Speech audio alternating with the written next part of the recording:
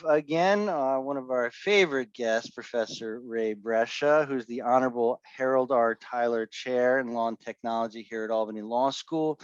We've been talking about his recent book, The Future of Change, How Technology Shapes Social Revolutions. In our last conversation, we heard about what that relationship is, the different ways that technological innovations really are the impotence behind some social movements, and maybe even a lot of them. In the book, you mentioned that you're not proposing this book as a love letter to technology, that there are some downsides to thinking too closely about this relationship. Can you tell us about that, maybe in the context of the January 6th uprising and things that have been going on in the last 4 years of politics?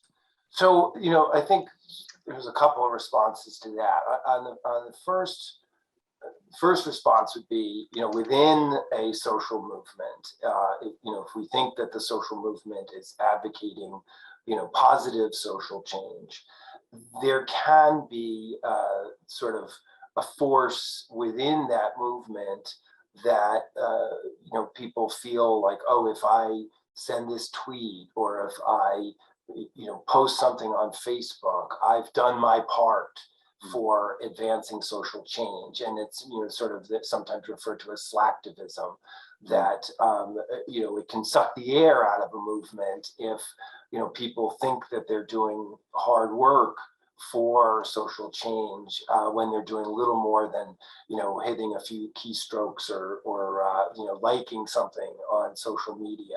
So it can be sapping of a group's energy.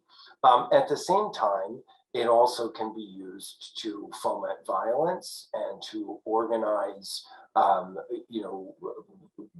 movements that are counter-democratic, counter-majoritarian, and we have within, particularly in social media, we have algorithms that are pushing out more outrageous comment to people, and that then makes them more agitated, angrier, and then we'll also we have evidence that with some forms of social media, people were pushed towards joining groups that they wouldn't otherwise have felt that was something that they wanted to be a part of, and then they get swept up into something like the January 6th insurrection at the Capitol.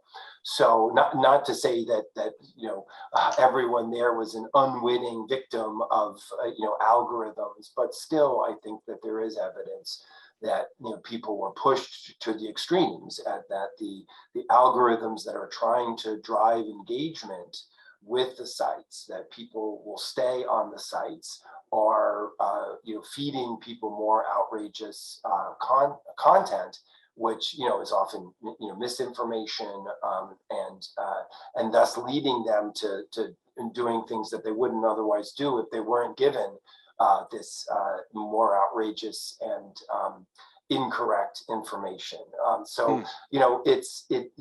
Social media and other technological tools can be great for organizing, but they're sort of in many ways content neutral, right? Like that they can be used to organize for positive social change, but also for anti-democratic and violent ends. So that's why it's not a love letter. I don't think that these new tools that we have in this present moment are all only going to lead to positive social change.